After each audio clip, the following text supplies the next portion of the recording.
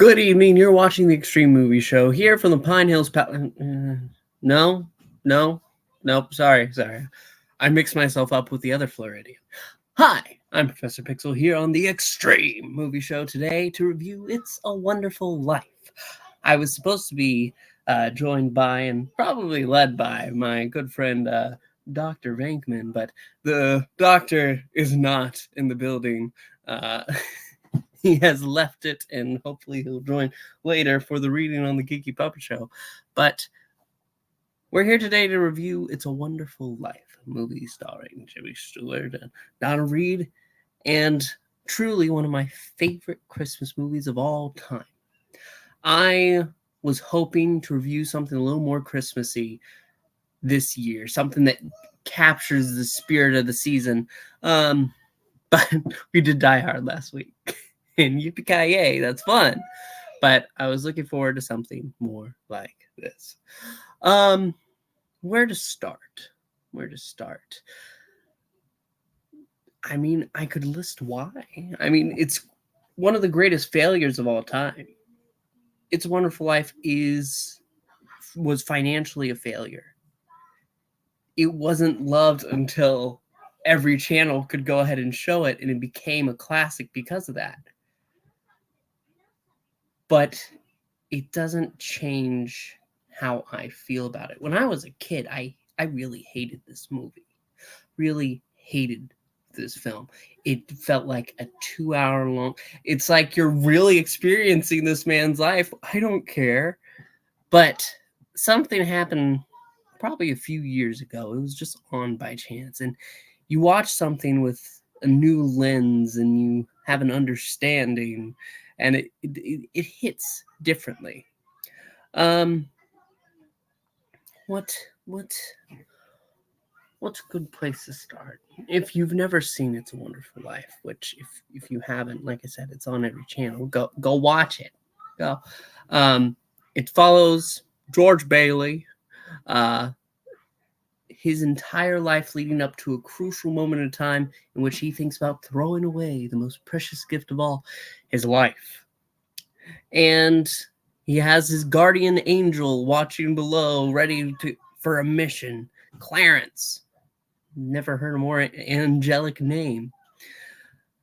And as we sit through and watch from boy to young man to man, we come to understand Mr. Bailey. Understand how he wanted to do great things, explore, build buildings, skyscrapers, bridges. And he doesn't get to do that. He ends up picking up after his father's old bank and loan. And doing that is something he didn't want to do. He makes his own life there. It might not be what he wanted, but it was what he needed. And he didn't realize that. He gets to a really low point of his life when his uncle screws up, and it looks like it could all... It's okay, Verity. Clearly, other people are late too. Oh, Merry Christmas Eve to you. Bailey gets to the low point in his life. Uncle screws up, and he's worried about the consequences. We sit through 2 hours of a man growing, becoming this person that's respected in town, that's loved, so loved. And then one mistake threatens to tear it all apart. It's a very true thing to be afraid of. Mistakes that it wasn't his fault, though he probably shouldn't have had his uncle working there. But that's another story. We can't help it. He did it for years. How did he know that he was going to screw up this time? They were just lucky before.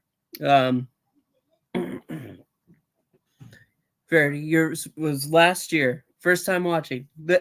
Well, I hope you say what you think of it. Because I'm just pretty much stating what happens. But I think that in doing so, the view of that goes ahead and gets my mindset about this film, because this is a special film. There are movies that are going to make people feel emotional. Certainly. They're going to affect the course of your life. They're like, oh, this has such an impact on me growing up. This film doesn't feel like it's a film for kids. Because when I was a kid, I certainly didn't respect it. But as you get older and you interact with people, you see the view that they have. I like the movie. It was a very nice look at what one decides is important. Yeah. And like I said, George originally, as a youth himself, thought it was important that he go out and do things. Get away from Bedford Falls. Who wants to stay there? But the little life that he makes for himself is important in its own way. Sorry, I just watched it again last night and it started to affect me a little bit. From here, where do we have to go in conversation? I think Jimmy Stewart gives a hell of a performance, even if he gets a little outlandish at the end. Merry Christmas! Screaming. Yo. We can talk about Potter, the town villain who's pretty much bought up everything in Bedford Falls, and all that stands in his way is George Bailey, who's able to just tap into the people's lives around him.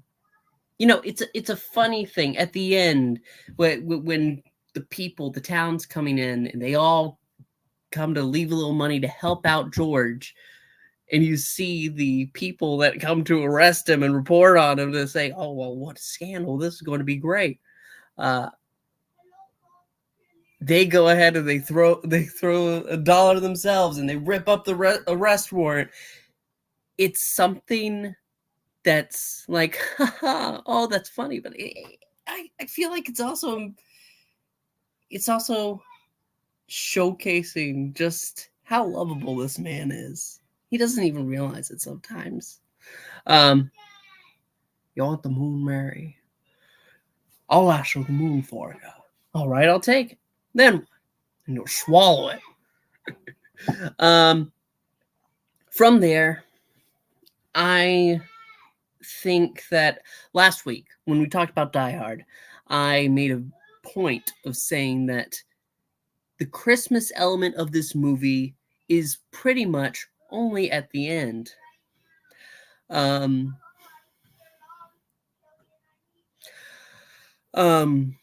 The Christmas element comes in and it has like the slightest impact. We experience this man's full life, but Christmas is when it falls upon. And so is it really a Christmas movie?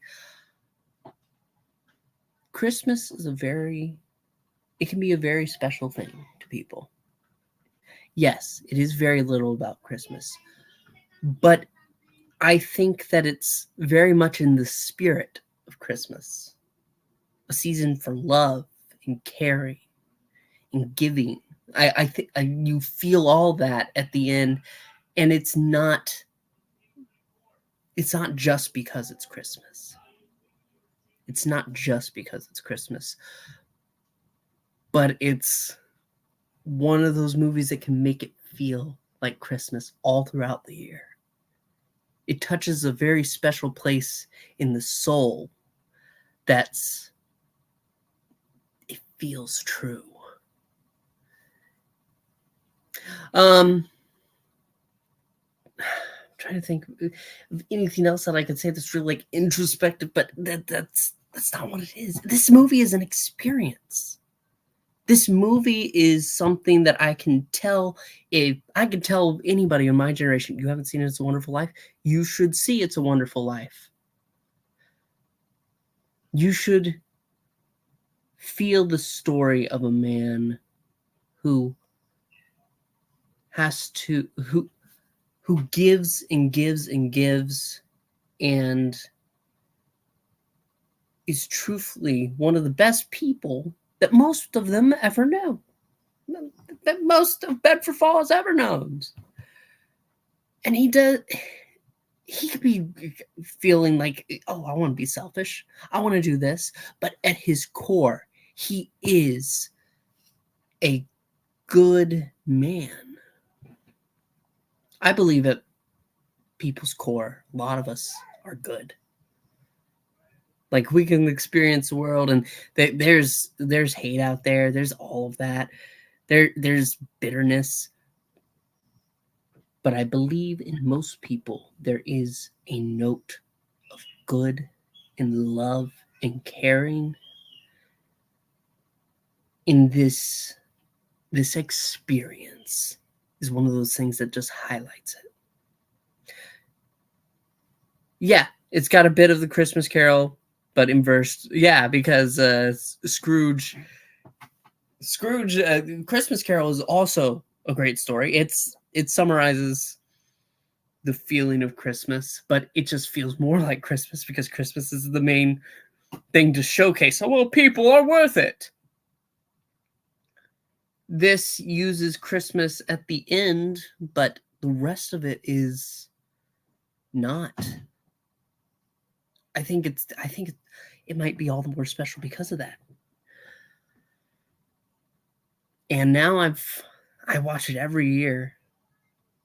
It really does warm the heart. I should have watched it earlier because the Christmas spirit has been like waning for me this past December. Like, I want to be excited, but I wasn't excited until today. I watched that movie, and the next morning I woke up, I was feeling chipper. I was, well, it's Christmas Eve. Come on. Show kindness.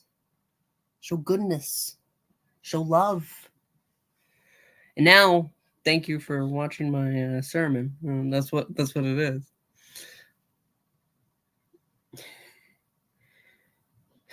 Charles Manson was wanted to play music, man. He didn't do nothing. I didn't talk about Mr. Gower. Impact of that scene. Better ask Dad. There's a lot of aspects of this movie that I could dig into, but I'd have to take more time, be a little more prepared, have more of a conversation. But it's a little hard to have a conversation when the person that's supposed to be a part of it has disappeared. But knowing RDV, he probably stayed up a little too late, and he needs his sleep. It is what it is. He pulled a pixel. There's a reason why it's named that. I'm not gonna go judging his sin for one that I've committed far too many times. But my core is that this film is truly one of my favorite Christmas films. Not even because of the Christmas aspect of it. Not that it highlights it. We associate it because of the ending. But it's about loving your neighbor, loving your life, appreciating life. And sometimes it's hard to do that. Lord knows it's hard to do that for me. But stories like these help. Stories like these make the hard times a little bit easier. But that's pretty much it for me. I'm going to ask everybody to please like, comment, and subscribe. I know it's not usually the kind of review you're used to on the Extreme Movie Show. A little more sappy from me. Pardon me. From me. But that's what this film does to me. Melts me a little bit.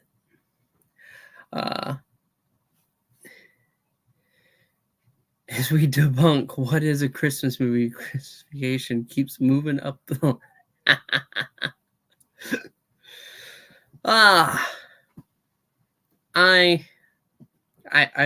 can see that. We need to review it now. Here we go.